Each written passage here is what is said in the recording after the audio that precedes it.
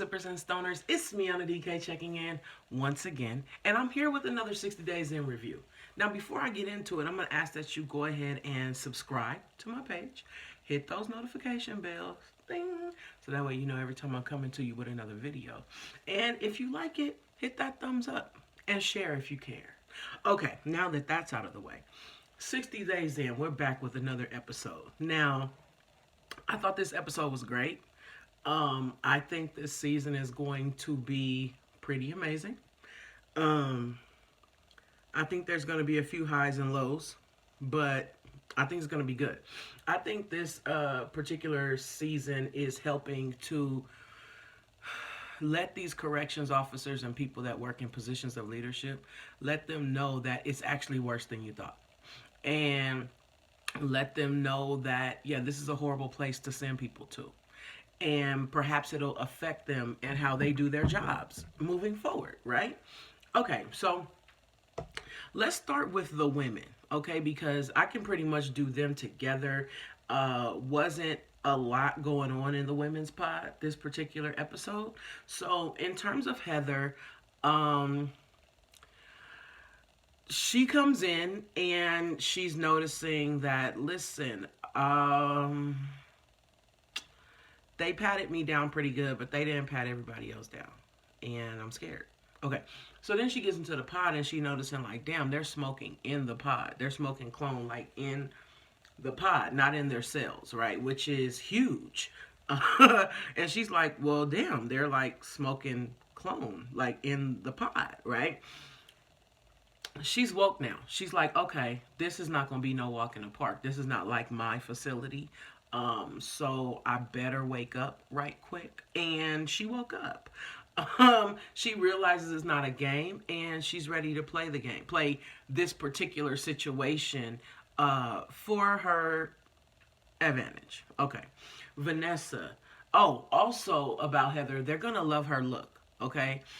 We mentioned last episode that she definitely said she was a lesbian. However, she is a more masculine of center lesbian. And when she pulls her hair back, she looks more masculine than, you know, they're going to love her fucking look. I promise you that. Vanessa. First thing I'm going to say about Vanessa is that she's fine as fuck. Okay? Okay, so now that we've gotten that out the way, the sheriff definitely thinks she's too calm. He definitely thinks like, yo, he even told her like, you seem real tender. And using that word really put it in perspective because it's like, yeah, like she was really like, yeah, so, you know, I'm going to jail, you know, and we gonna see what happens. Like, not, fuck, I'm going to jail, guys. We're going to see what happens, but, you know, I'm going to jail. You know, we going to see what happens. Like, you know what I'm saying? So, you know, she's like, you know, yeah, I understand. This is real. I understand. You know, it's cool. So, when she gets in, she noticed that, you know, they're changing the guards. Oh, she noticed the facility was crazy. Okay, that's the one thing they both had in common. The facility's crazy is what they said. Okay, so they're changing the guards, right? And the one that they're bringing in is a newbie and a little older lady, and you can hear her saying like, this is the first time that they got me working by myself, and it's my first time working overnight, and I just hope I don't make any mistakes. And, you know, she seems pretty nervous, and I'm just kind of like, ugh, it's not looking too good for the kid, right? So, you know, they come in, they do their shit, and check this out. So I don't know if it was the next day or the same day, you know, with editing, I don't know how they cut the scenes or whatever. It could be the same day, but they're all eating, right? And this one girl is going around, you know, to someone's cell, talking through the cell door, being loud, whatever. And the guard, for whatever reason, she pepper sprayed her. Now listen, it's 100-1 out there in that pod. And she pepper sprayed a lady for what the inmates said seemed like no reason. Of course we weren't there to see and we don't know what happened. But we just saw her pepper spray her. And everybody is like on edge. And so Heather is like, fuck, if this was my facility, I would have already put it on lockdown because of, you know, quality control, crowd control. Like, it's only one of you, and all you have is some pepper spray and maybe a taser. I'm just saying, that's not going to fend off everyone. Anyways, so they get into it, and a riot is about to break out. We gonna see on the next episode if a riot actually breaks out. But yeah, so that was the women. Okay, so let's go ahead and go with Donovan. Donovan, when he got brought in, he came up with a lie to say about the key. Like, oh man, you know, I didn't bring it with me. You saw I went through the metal detectors. I found it. I didn't know who to tell I found it. They didn't believe that ass. But thanks to the sheriff and everyone, when the producers went and questioned the sheriff about it, he's like, oh yeah, that was us. You know, he's just going to get put back in the pod. We wanted to see if he can get a weapon in. That's all we wanted to see. So they get him into the pod or whatever. And he gets in there and he's like, you know, just getting the lay of the land or whatever. I think he's super handsome as well. Super attractive. He got a whole Sons of Anarchy kind of look, a whole kind of like, you know, it's cute. Anywho, so he's like keeping low, doing his thing, and he's observing. And he noticed that Tony had what they call him, a to-do boy or a go-to boy, or anyway, a runner, right? And he's like, oh yeah, so Chad is Tony's bitch, straight up. And while I respect what he's doing for the program, personally, I don't respect it because I would never do anyone like that, right?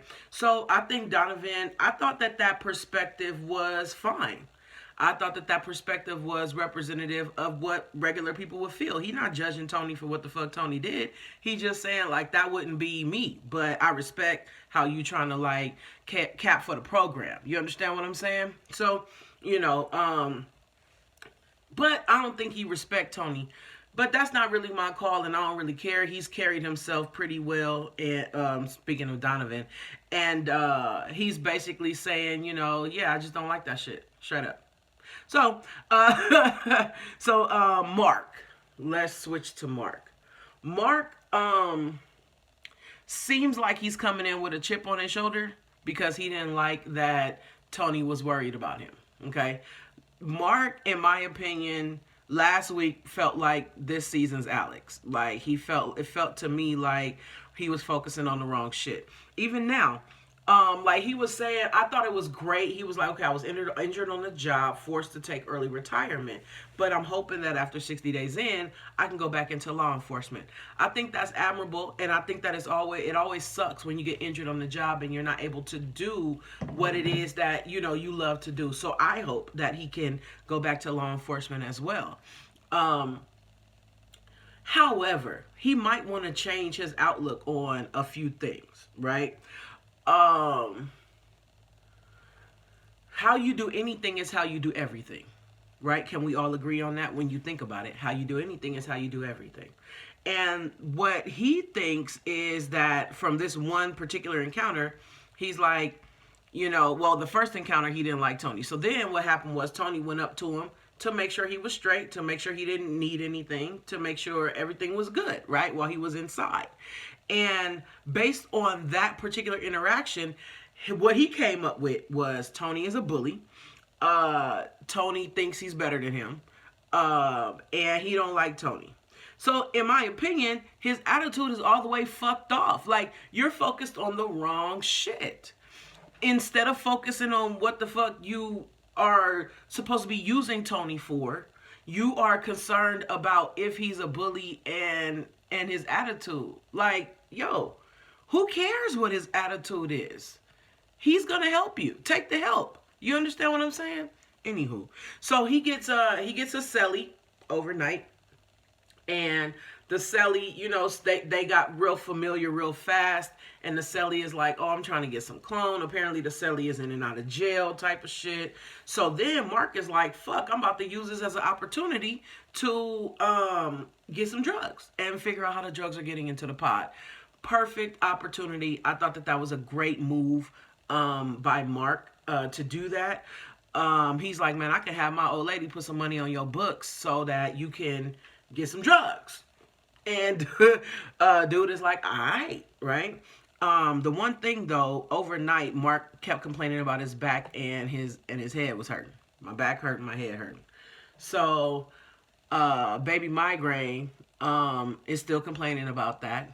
And I don't know. We gonna have to call him like Baby Broke Back Headache or some shit. I don't know. It'll come to me naturally, but we haven't gotten one, yet. But it seems as if we might be looking at the new Shanice. So he encompasses Alex and Shanice at the same time. And I think that is just not a good combination. But we're going to see what happens because it looks like they about to get some drugs today.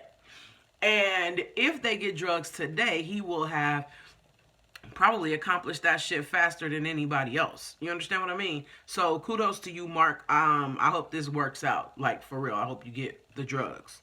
Okay, and lastly, we're going to talk about Tony. Tony got a shank. Tony got a shank 2 days after he got in. Okay, they were able to get Tony some hardware pretty damn quickly. He gave it to the producers. It's called a do boy. Chad is Tony's do boy. Okay, so basically, it's like a person that does everything for you. He does everything, and there it is. And that's why Donovan called him his bitch, because he's a do boy.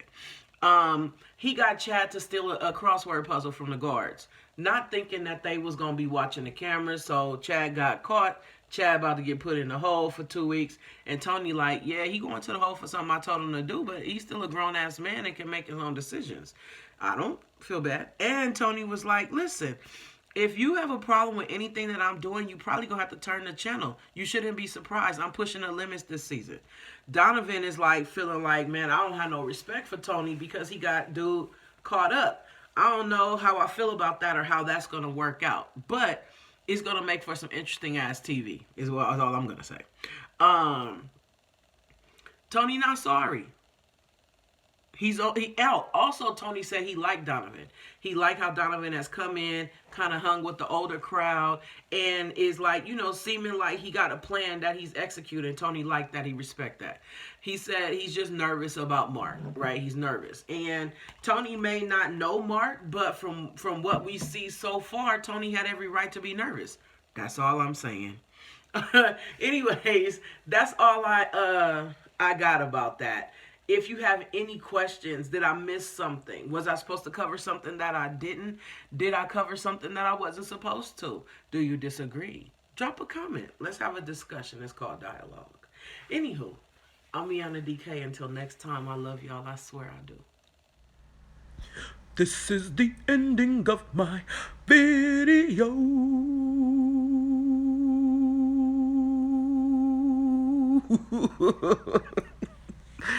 Oh, thank y'all for watching.